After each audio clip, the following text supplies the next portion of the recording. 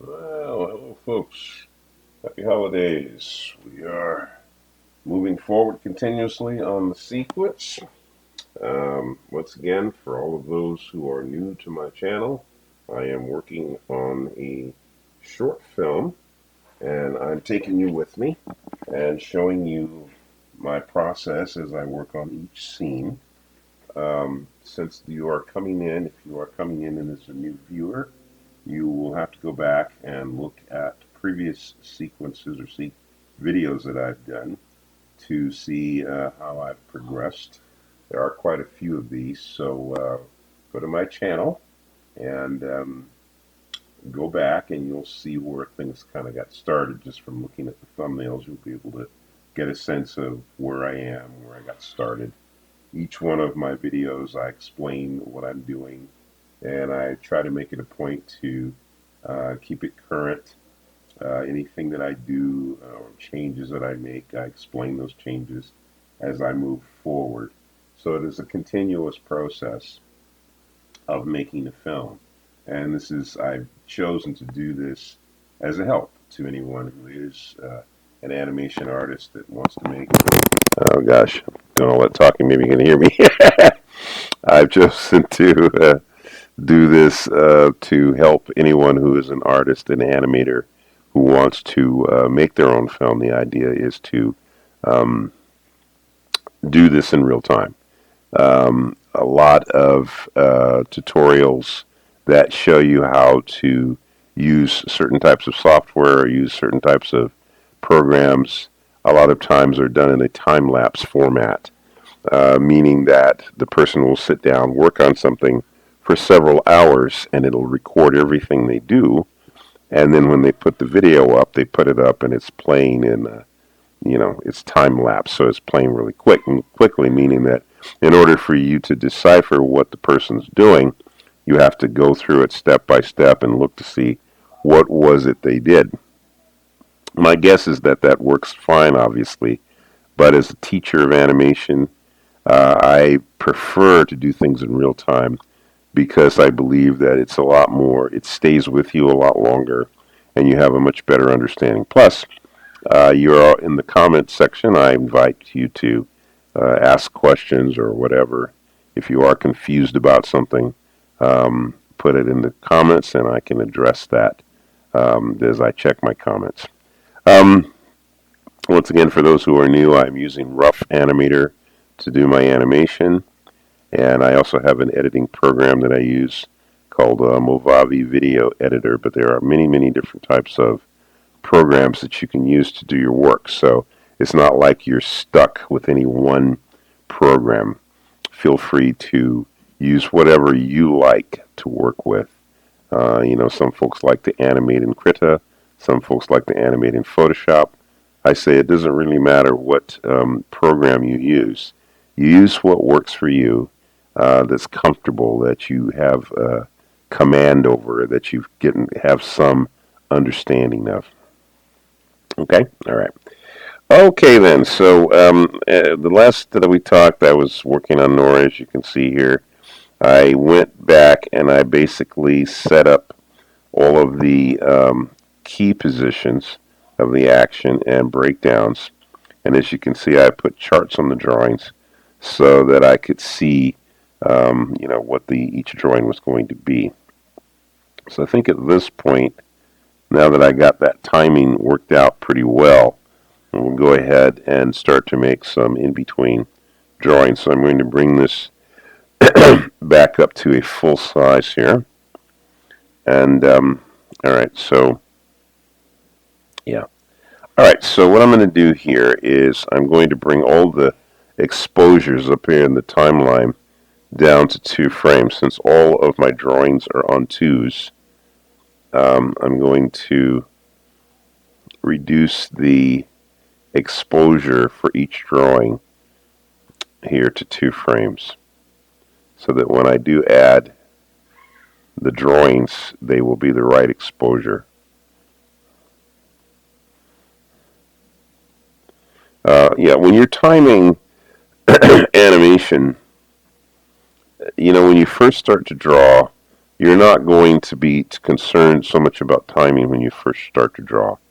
You're just going to be concerning yourself with the actual positions of the characters and what they're doing.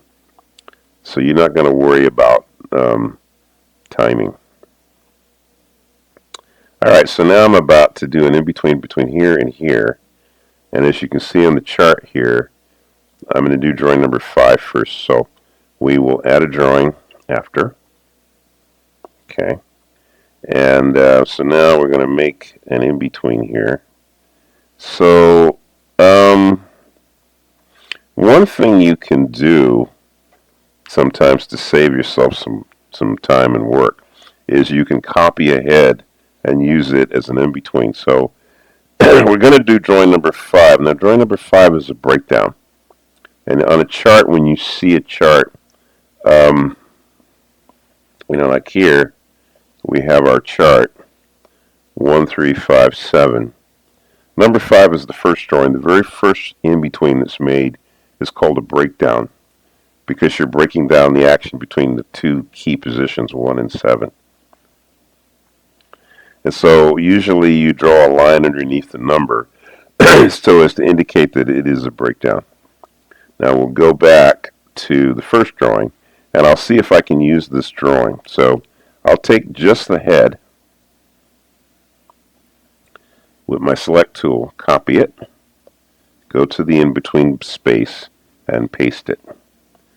Then let's move it over and tilt it a little bit.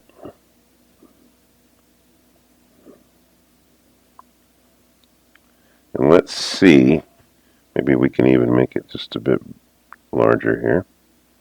Let's see if this will give the impression of the head moving around. Well, kind of. Not too bad. I'd say, okay. So what we can do here, let's see, maybe make a little adjustment here. Alright. So we could start with that and then come in here maybe and make some adjustments. So like with her hair and everything, because she starts to move. So we know her hair is going to move. Now we could probably, let's see.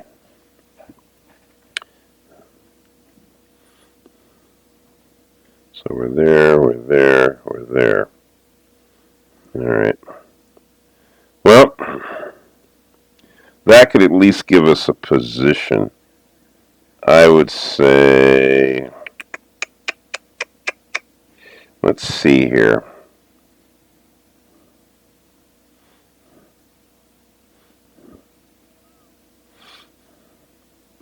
Well, yeah, I'm trying to sort of work, I think maybe the smart thing would be just to draw it in there.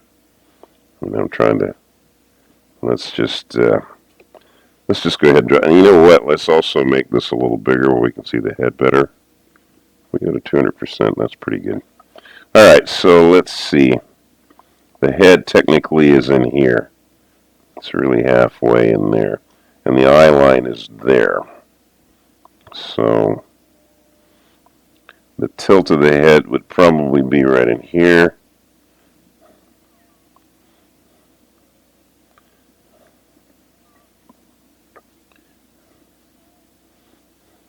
You can see the differences when you're looking at it with the onion skin. You can see where your in-between needs to be.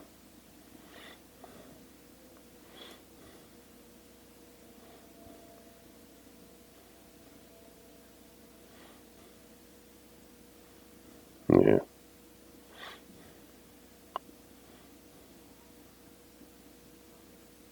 So you can see that we're going out. Yeah.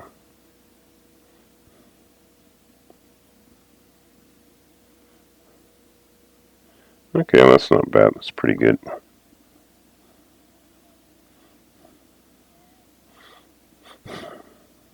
Yeah.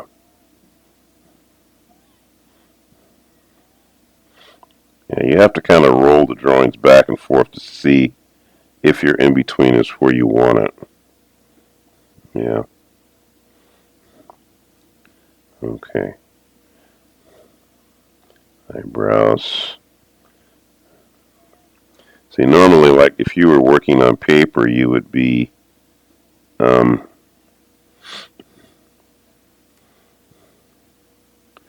think there is a, I'm not really sure how to do the keys on this. I think there's a shortcut that I could use on my left hand. I'm not sure what it is yet to do the flipping. Okay. Yeah. I think maybe that's a little big on her head there. Let's see if we can't drop this down just a touch. Yeah. Okay.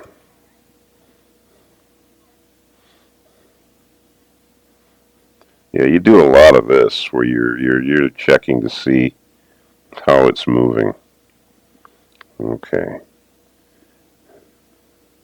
Right. All right. Then on her mouth, get that right.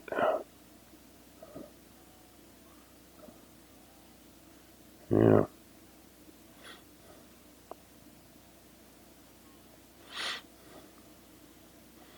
Yeah. Yeah. You're going to spend a lot of time doing this flipping back and forth just so you can see if you've got things in the right place. Yeah. Because that's the only way you're going to know, really, is you kind of have to flip it a lot so you can see it.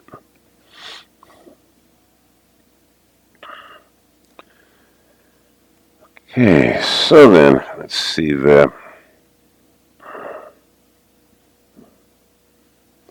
Alright, so now on her hair, let's see, I would think...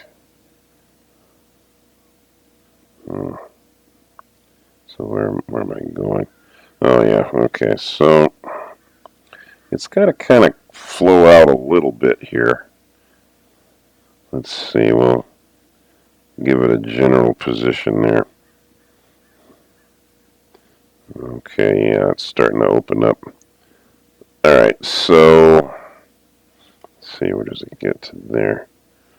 Yeah, she's got the little bit of hair there. Alright, so let's see, she gets to here. So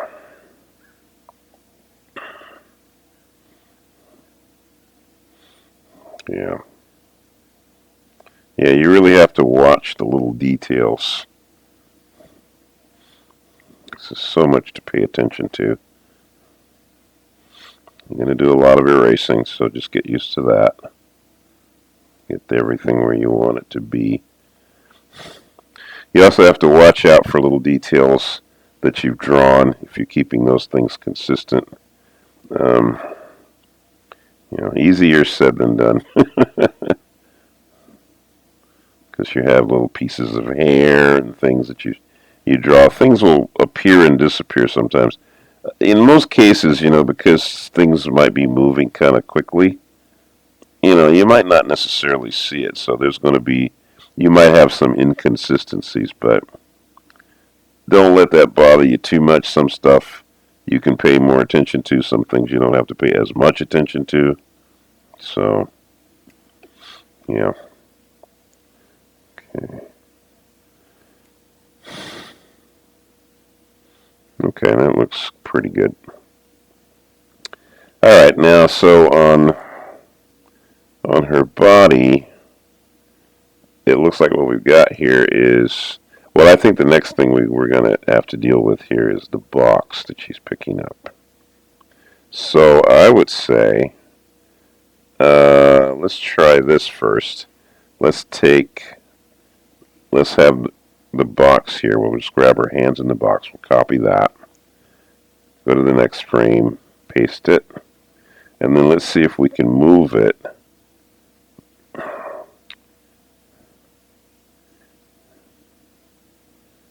You know, save ourselves a little bit of effort here. Now let's roll that and see if it's in the right place. Oh yeah, it is. Okay, good. So you see, just copying and pasting those hands, that saved us from drawing that because that can be kind of cumbersome. It is cumbersome. Alright, so then we got that. Now the arm. So her arm is straight now. Here it's bent. So we're going to draw a bent arm to get back to there. So that's going to be starting to bend here. And then, let's see. Yeah, same thing here. It's going to start.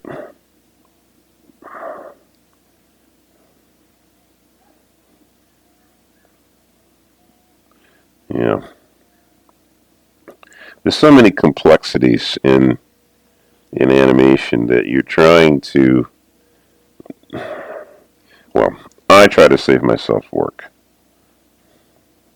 But sometimes you can't get around having to draw things that are cumbersome. It's just, you know, I guess the best thing I could say is don't be afraid to do the work. Don't be afraid to put in the effort to make the drawing good, because it becomes obvious when you're lazy and you don't put the work in. You know, you see it, everybody else sees it.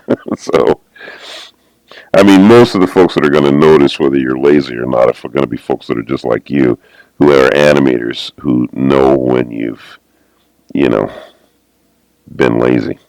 All right, let's see now. So that back leg that's bent stays bent. It's on the floor. All right, but the leg that comes up, you see, and that's kind of tricky, isn't it? So this leg here looks like it's going to have to kind of slide forward, isn't it? Yeah. So that's tricky business.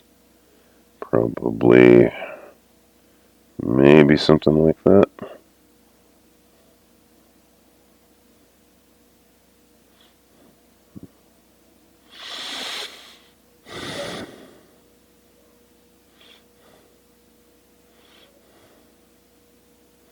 Okay.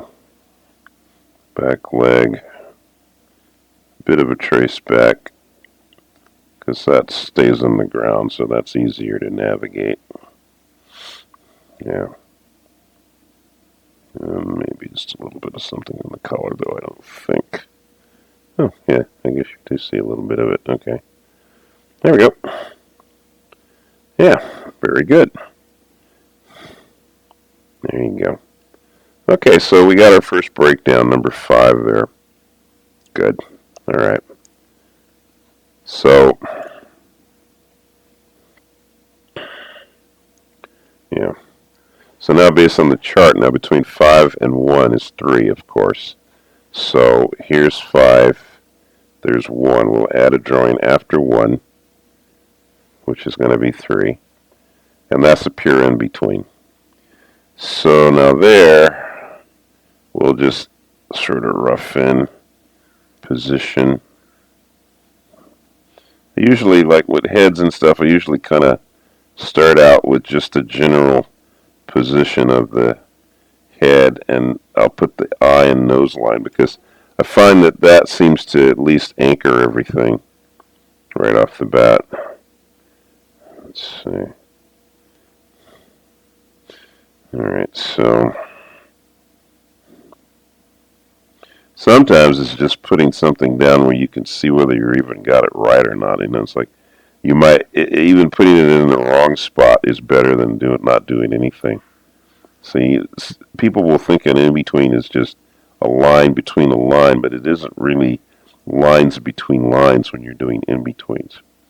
You're dealing with the forms between the forms, not lines between the lines. That's why solid drawing is so important. But once again, easier said than done. Quality quality animation is going to come from putting in the effort. And like I said, you do a lot of this rolling drawings back and forth to see, is this in the right place or not? You're going to know immediately whether it is. It's going to become really obvious to you if it's wrong. And you can spend some time sometimes just doing a sketchy beginning. Even that's better than just a line between a line is not necessarily an in-between. Now, sometimes stuff gets really close, and it could feel like, okay, that's just a line between a line, and sometimes that's exactly what it is. But in most cases, you're dealing with forms. This is why you want to, as a draftsman, you need to become solid. This is one of the reasons why figure drawing and all that kind of stuff, people will think, well, why do I need to learn figure drawing in order to be an animator? Well, there's so many things, as my mentor Richard Williams used to say about figure drawing, that it makes it so important in the process of doing animation, learning structure and all that. There's a lot to it. There we go. So you can see I'm starting to get that. That's starting to work. Okay.